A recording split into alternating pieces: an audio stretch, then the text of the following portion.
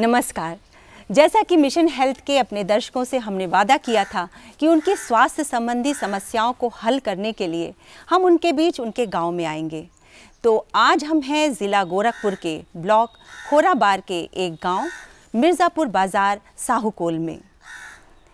गोरखपुर और उसके आसपास के ज़िलों में बच्चों को होने वाली एक खतरनाक बीमारी, जिसे दिमागी बुखार या नव की बीमारी के नाम से जाना जाता है, इस बीमारी के क्या लक्षण हैं, इसका उपचार कैसे किया जाए और बचाव के क्या तरीके हैं, इस विषय पर आज हम बातचीत करेंगे। और बातचीत करने के लिए हमारे साथ हैं जिला अस्पताल के बाल रोग विशेषज्ञ डॉक्टर नवीन जैन, और इसके साथ ही हमारे साथ हैं डॉक्टर विकास अग्रवाल, वो भी बाल रोग विशेषज्ञ हैं। तो डॉक्टर साहब, आप दोनों का बहुत बहुत स्वागत है कार्यक्रम में। और इसके साथ ही हम स्वागत करना चाहेंगे मिर्ज़ापुर बाज़ार साहूकोल के अपने स्थानीय लोगों का भी, जो इस कार्यक्रम में भाग लेने के लिए आए हैं। तो डॉक्टर साहब, हम सबसे पहले ये जानना चाहेंगे कि पूर्वी उत्तर प्रदेश के 7 ज़िलों में जो दिमागी बुखार या नव की बीमारी फैलती है, जो बच्चों के लिए इतनी खतरनाक हो जाती है कि उनकी जान तक चली जाती है, तो इस बीमारी के संक्रमण के लक्षण क्या हैं? डॉक्टर नवीन जैन, आपसे जानना चाहेंगे। हाँ, ये आपने सवाल किया, यहाँ के लिए बहुत ही महत्वपूर्ण है ये, इस इलाके के लिए। और यहाँ पे ये बीमारी पिछले 40 सालों से बहुत ज़्यादा लोगों को परेशान कर रही है। और इसमें सबसे पहले तो बच्चे की सेहत के बारे में सोचना चाहिए। बच्चे की सेहत अगर सही होगी तो उसको बीमारी से बचाया जा सकता है। बीमारी में सबसे पहले बच्चे को बुखार होता है, बुखार के साथ उसके दिमाग पे इसका असर होता है। जो जीवाणु होते हैं उसका असर दिमाग पे होता है, और दिमाग से संबंधित जो लक्षण होते हैं वो प्रकट होते हैं, जैसे कि बच्चे को उल्टी होना, चक्कर आना, सर में दर्द होना और झटके आने की बीमारी भी हो सकती है। इस तरह के लक्षण अगर बच्चे में दिखाई देते हैं तो हो सकता है वो दिमागी बुखार की चपेट में हो। डॉक्टर विकास अग्रवाल जी, हम आपसे ये जानना चाहेंगे कि बच्चों में और किस उम्र के बच्चों में इस बीमारी की संभावना ज़्यादा रहती है? जो हमारे WHO ने इस नव की बीमारी का जो डेफिनेशन दिया है, उस परिभाषा के हिसाब से कोई भी बच्चा कोई भी लिंग का हो, चाहे वो लड़का हो या लड़की हो, 15 वर्ष से कम उम्र का है और साल में कभी भी, चाहे वो बरसात में चाहे गर्मी में, अगर वो बच्चा 5 दिन से बुखार हो, 5 या 5 दिन से ज़्यादा बुखार हो, बुखार के साथ उसके व्यवहार में परिवर्तन हो, जैसे वो बहुत चिड़चिड़ा हो गया हो, या फिर उसकी मानसिक अवस्था जो है वो बेहोशी की तरफ जा रही हो, इसके साथ बच्चे को हो सकता है कि झटके आएँ या ना आएँ। अगर इस बीमारी के साथ बच्चा आता है तो हम कहते हैं कि उसको मस्तिष्क ज्वर होने की संभावना है। अगर कोई भी बच्चा किसी भी उम्र का, किसी भी लिंग का, अगर वो बुखार और बुखार के साथ मानसिक अवस्था में परिवर्तन, ये 2 लक्षण अगर उस मरीज में है, तो हम कहेंगे कि बच्चा ज़्यादा संभावना है कि वो नव की बीमारी से ग्रसित हो। जी डॉक्टर नवीन जैन, हम आपसे जानना चाहेंगे कि अगर सही समय पर उपचार मिल जाए बच्चे को, तो क्या वो पूरी तरीके से ठीक हो सकता है? हाँ, अगर बच्चे को सही समय पे सही उपचार मिल जाए तो बच्चे को कोई विकलांगता या बाद में उसको कोई परेशानी से बचाया जा सकता है। भविष्य में किसी तरह की और कोई दुर्घटना होने की संभावना शारीरिक संभव नहीं है कि मानसिक विकलांगता उसके अंदर आ जाए? या इस रोग में जब बच्चे को दिमागी बुखार होता है या नव की बीमारी होती है तो उसमें उसके दिमाग पे, मस्तिष्क पे असर होता है। अगर हम उस मस्तिष्क पे असर होने से पहले उसका इलाज करके उस असर को कम कर सकें तो विकलांगता या बाद में होने वाली परेशानियों से बचा जा सकता है। डॉक्टर साहब, जैसे कि आप देख रहे हैं कि हमारे साथ मिर्ज़ापुर बाज़ार साहूकोल के कुछ लोग भी आए हुए हैं, इनके भी कुछ प्रश्न हैं। तो गीता राय जी, आप अपना प्रश्न पूछिए। अगर बच्चे को किसी तरह का सर्दी जुकाम बुखार हो जाए तो उसको डॉक्टर को दिखाना जरूरी है? बच्चे को सर्दी जुकाम बुखार हो या कोई भी उल्टी दस्त हो या छोटी मोटी बीमारी हो, उसके लिए स्वास्थ्य विभाग ने आपके गांव में आशा और ANM लोगों को नियुक्त किया हुआ है। कोई भी परेशानी होती है आप आशा से संपर्क कीजिए, ANM से संपर्क कीजिए, उनको अपनी परेशानी बताइए, वो आपके जो स्वास्थ्य समस्या है उसको सुनेंगे और उसका निदान करेंगे। अगर उनको लगता है कि हमसे नहीं हो पाएगा तो वो आपको स्वास्थ्य केंद्र पे लेके जाएंगे और डॉक्टर से मिलवा के आपका उपचार कराएंगे। तो हल्के में बच्चों के खांसी जुकाम बुखार को नहीं लेना चाहिए। और राजन पांडे जी, आप अपना प्रश्न पूछिए। नमस्कार सर, मैं आपसे ये जानना चाहती हूँ कि अगर कोई बच्चा स्कूल से आ रहा है और वो उल्टी और थकान की शिकायत करता है तो क्या वो मस्तिष्क ज्वर से ग्रसित है? डॉक्टर साहब, आप इनके प्रश्न का उत्तर दीजिए। तो जैसा कि मैंने अभी आपको बताया कि WHO की डेफिनीशन यानी परिभाषा के अनुसार कोई भी बच्चा किसी भी उम्र का, साल के किसी भी समय, अगर वो अचानक हुए बुखार और मानसिक अवस्था में परिवर्तन के साथ लक्षण प्रकट करता है तो वो ज़्यादा संभावना है कि उसको मस्तिष्क ज्वर की बीमारी होगी। अगर बुखार नहीं है तो हम उसको मस्तिष्क ज्वर नहीं कहेंगे। लेकिन अगर कोई भी बच्चा सर में दर्द, थकावट के साथ आता है तो आपको उसको देखना पड़ेगा। हो सकता है अभी बुखार ना हो लेकिन 2 घंटे 4 घंटे के बाद उस बच्चे को बुखार हो। जैसे ही उस बच्चे को बुखार होता है या उसकी मानसिक अवस्था में परिवर्तन होता है, चाहे वो चिड़चिड़ा हो या बहुत ज़्यादा घंटे, 1.5 घंटे, 2 घंटे लगातार रोने लगे या सुस्त होने लगे, या वातावरण में जो हम कहते हैं कि हमारी होशो हवास की अवस्था में ना हो, जैसे हम किसी चीज़ को पहचान न पाएँ, किसी चीज़ को हमारी अवस्था जो सुसुप्ता अवस्था हो, तो अगर ऐसी स्थिति होती है तो ज़्यादा संभावना है कि बच्चे को मस्तिष्क ज्वर हो सकता है। हमारे बीच वंदना जी हैं। वंदना जी, आप भी अपना प्रश्न पूछिए। सर, अगर बच्चे को उल्टी या मिचली हो तो क्या डॉक्टर को दिखाना ज़रूरी है? हाँ, बच्चे को कोई भी परेशानी होने पर, उल्टी, दस्त हो या बुखार हो, उसको प्राथमिक उपचार आशा या आंगनवाड़ी के बहन जी से लेना चाहिए और डॉक्टर को भी दिखाना चाहिए और डॉक्टर के परामर्श के बाद ही उपचार को जारी रखना चाहिए। और मोहम्मद समीद जी, आपको भी कोई प्रश्न पूछना है? डॉक्टर साहब, अगर बच्चे को कई दिनों से बुखार आ रहा है, जुकाम है, तो मैं कैसे उसको जान जाऊं कि ये नव की बीमारी है? अगर आपके बच्चे को बुखार नहीं छोड़ रहा है तो बुखार नहीं छोड़ने के साथ उसको हमको ये भी देखना है कि उसके व्यवहार में कोई परिवर्तन हुआ है कि नहीं हुआ है। अगर उस मरीज के व्यवहार में परिवर्तन भी है, बुखार के साथ साथ मरीज को झटके भी आ रहे हैं, तो हम मान सकते हैं कि इस बच्चे को मस्तिष्क ज्वर की संभावना है। अगर बुखार नहीं छोड़ रहा है तो हमको उस अपने बच्चे को योग्य चिकित्सक से ज़रूर दिखाना है। हमको अपने नज़दीक के स्वास्थ्य केंद्र या सामुदायिक स्वास्थ्य केंद्र या जिला चिकित्सालय में ले जाके उसके बुखार का कारण पता करना है कि क्यों उसको बुखार है, और बुखार का कारण, अगर हम उस कारण का निदान नहीं करेंगे तो बुखार नहीं ठीक होगा। लेकिन अगर बुखार के साथ बच्चे को मानसिक अवस्था में परिवर्तन है और वो पहले या दूसरे दिन ही है तो हम इंतज़ार नहीं करेंगे, हम उसको तुरंत अपने नज़दीकी स्वास्थ्य केंद्र या सामुदायिक स्वास्थ्य केंद्र या जिला चिकित्सालय पर संपर्क करेंगे, उसको भर्ती कराने की व्यवस्था करेंगे। क्षितिज जी, आप भी कुछ पूछना चाहते हैं? बहुत बहुत धन्यवाद मैम, मुझे बारी देने के लिए। नमस्ते डॉक्टर साहब, मेरा सवाल आपसे ये है कि अगर कोई बच्चा मस्तिष्क ज्वर से ग्रसित है तो उसको अस्पताल ले जाने के लिए रास्ते में किन प्रकार की सावधानियों को बरतना चाहिए? डॉक्टर साहब, ये बहुत ही मुख्य प्रश्न है कि अक्सर लोगों को इस बात की जानकारी नहीं होती कि क्या सावधानी रखी जाए। तो डॉक्टर विकास, आप बताने का कष्ट करें। अमूमन जब हमारे पास कोई ऐसा मरीज आता है जो हमारे आसपास हो, जिसको कि तेज़ बुखार के साथ झटका आ रहा हो या तेज़ बुखार के साथ वो मरीज बेहोश हो गया हो, ऐसी स्थिति में हमको उस मरीज को नज़दीकी अस्पताल तक ले जाते समय जो सावधानियां बरतनी चाहिए, जैसे हम उसको सबसे पहले हम अपने आसपास जो भी हो, जिसके पास मोबाइल फ़ोन हो या फ़ोन की सुविधा हो, हम 102 या 108 नंबर पे तुरंत कॉल करेंगे। जो मरीज़ जिस समय झटका मार रहा हो उसको हम करवट लिटाएंगे। करवट इसलिए लिटाएंगे ताकि कभी झटका मारते समय या बेहोश होने के बाद बच्चा कभी कभी उल्टी कर देता है, तो अगर हम उसको पेट के बल या पीठ के बल लिटाते हैं तो उसको उल्टी उसके सांस की नली में जाने की संभावना रहती है, जिससे उस शिशु की मृत्यु भी हो सकती है।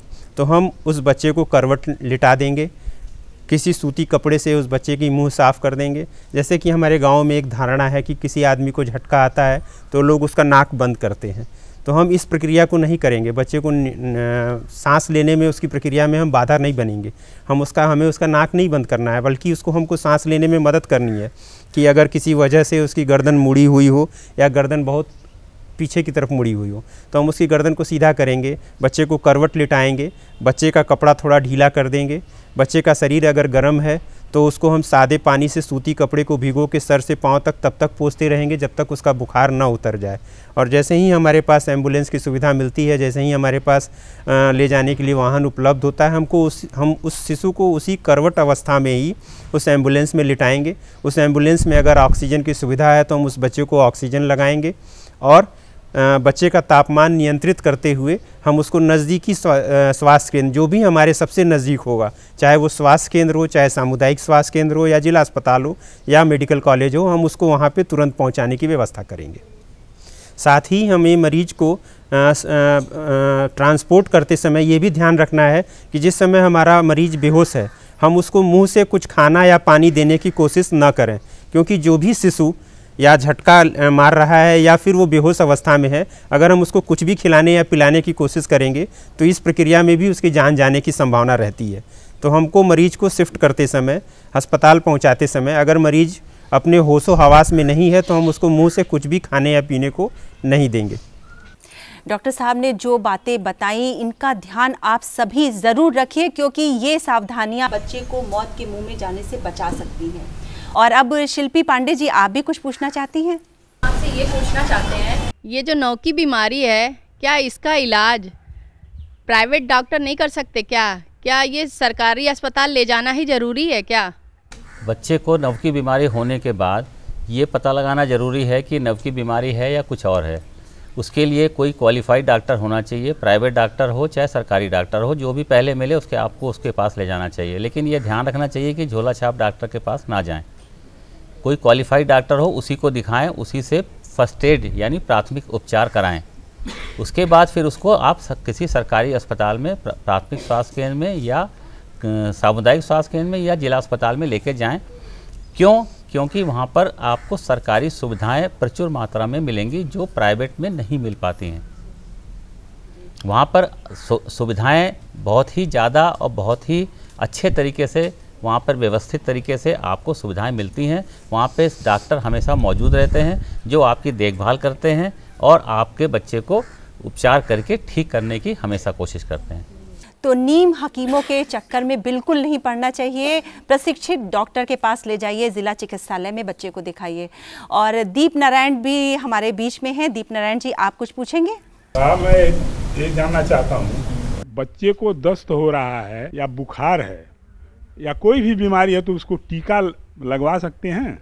डॉक्टर साहब, दीप नारायण जी ये जानना चाह रहे हैं कि अगर बच्चे को दस्त हो रहा हो, बुखार हो या कोई और तकलीफ हो, तो उस दौरान क्या दिमागी बुखार का टीका लगवाया जा सकता है? अगर हमारे शिशु को किसी भी तरह की परेशानी हो, जैसे उसको बुखार हो, उल्टी हो रही हो, सर में दर्द हो या फिर खांसी आ रही हो, तो ऐसी स्थिति में हमको अपने शिशु को टीका नहीं लगवाना चाहिए। टीका हम बीमारी से बचाव के लिए लगाते हैं। टीका लगाते समय हमारे शिशु का स्वस्थ होना ज़रूरी होता है, क्योंकि हम जो टीकाकरण बच्चे को करते हैं तो हम दो तरह के टीके बच्चों को अमूमन लगाते हैं। एक जो लाइव वैक्सीन होती है और एक जो किल्ड वैक्सीन होती है। तो अगर हमको इसकी जानकारी नहीं है तो ज़्यादा सुरक्षित यही है कि जब हमारा बच्चा पूर्णतया स्वस्थ हो तभी हम उस बच्चे का टीकाकरण कराएं। इस बात का आप सभी ध्यान रखिए कि अगर बच्चे को किसी तरह की कोई तकलीफ है तो उस दौरान उसको टीका ना लगवाएं। और हमारे बीच प्रधान जी भी हैं, भूपेंद्र प्रधान जी, जो गांव के प्रधान भी हैं। तो आप भी कुछ पूछना चाहते हैं? नमस्कार डॉक्टर साहब, हम अपने घरों में क्या क्या सावधानी बरतें ताकि हमारे घरों में दिमागी बुखार न हो? हमें अपने बच्चों को बीमारी से बचाने के लिए दो चीज़ों का ध्यान रखना बहुत ज़रूरी है। उसमें एक होती है सेहत, एक होती है सफाई। सेहत बच्चों की सही रखने पर हम लोग उनको खान पान सही रखें, उनका स्वास्थ्य सही रखें, उनको टाइम से टीके लगवाएं, तो बच्चे सेहतमंद रहेंगे और वो कमज़ोर नहीं होंगे। दूसरी चीज़ है सफाई। सफाई का मतलब ये होता है कि आपके आसपास कीटाणु जीवाणु की संख्या कम हो, वो आपके जीवनचर्या को असर न डाल सकें। उसके लिए आपको आसपास साफ़ सफाई रखनी है, पानी जमा नहीं होने देना है, खुले में शौच नहीं करना है। मच्छरों को कंट्रोल करने के लिए आपको मच्छरदानी लगानी है जिससे कि वो न काट सकें।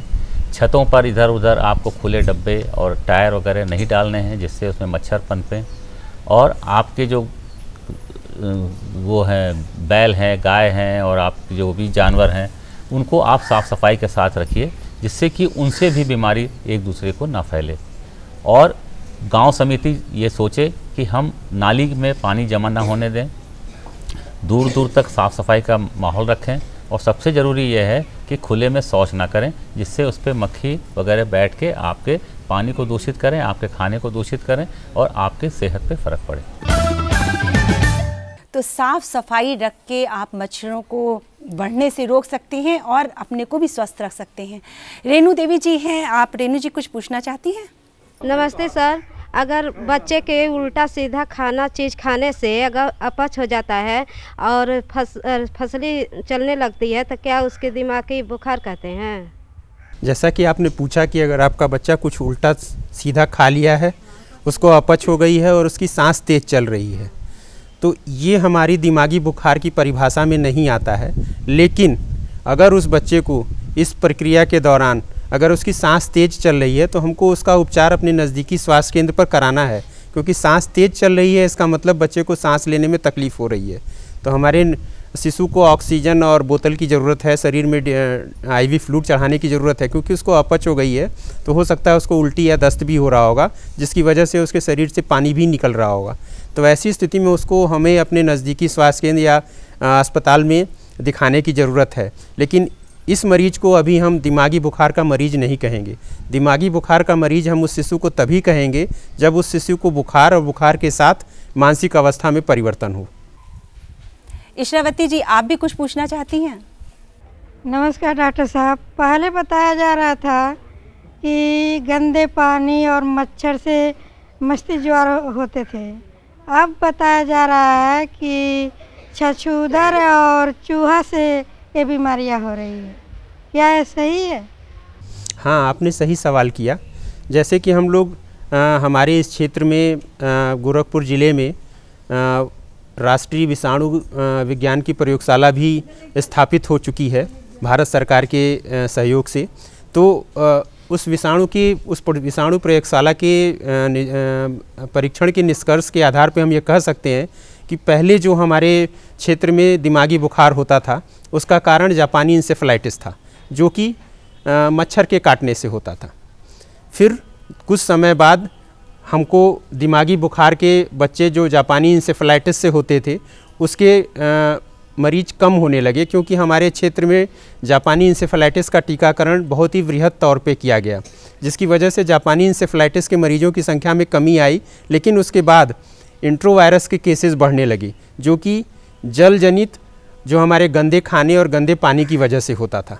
लेकिन जब से हमने अपने खाने पीने पर भी सुधार किया, तो अभी पिछले 1-2 सालों में जो निष्कर्ष निकला है, जो जांच के दौरान पता चला है कि ज़्यादातर जो मरीज में लक्षण पाए जा रहे हैं वो स्क्रब टाइफस एक बीमारी होती है उसके हैं।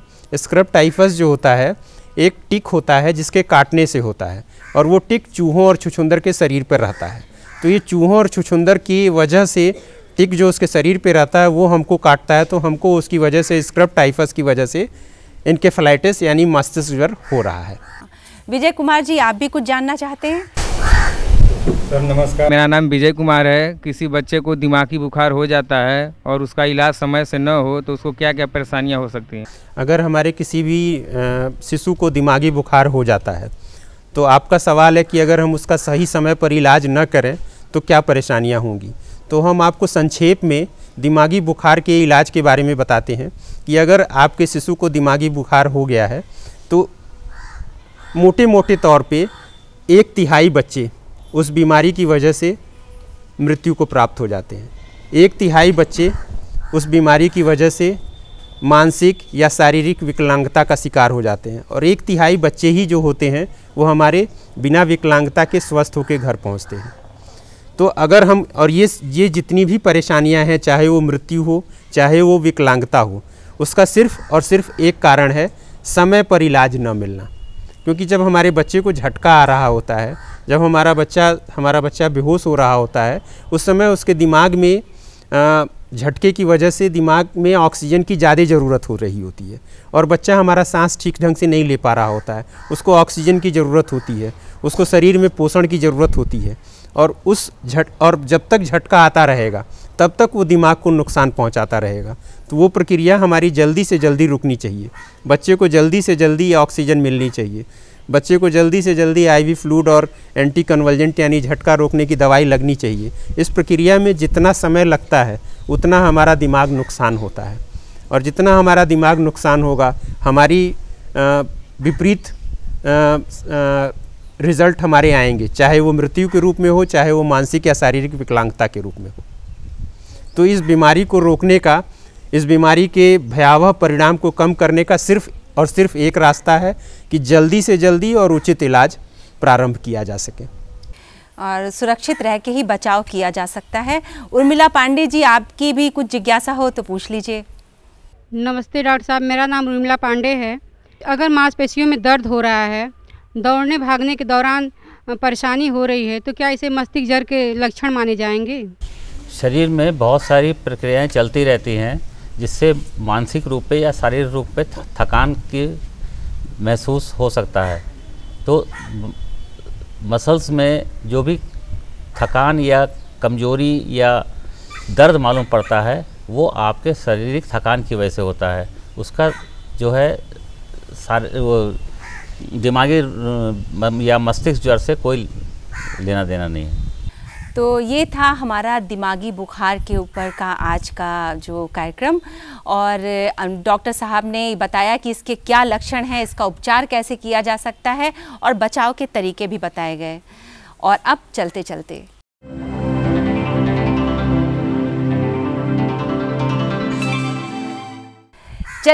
में दर्शकों, हम आपसे एक प्रश्न पूछते हैं और उस प्रश्न का उत्तर जब आप हमें भेजते हैं तो उनमें जो भी दर्शक हमें सही उत्तर देते हैं उनमें से किसी एक का चयन हम लकी ड्रॉ के द्वारा करते हैं और फिर उन्हें आमंत्रित करते हैं हम अपने कार्यक्रम में। तो नोट कर लीजिए आज का हमारा प्रश्न। हमारा प्रश्न है, दिमागी बुखार के लक्षण दिखने के कितने दिन बाद डॉक्टर को दिखाना चाहिए? प्रश्न एक बार पुनः नोट कर लीजिए।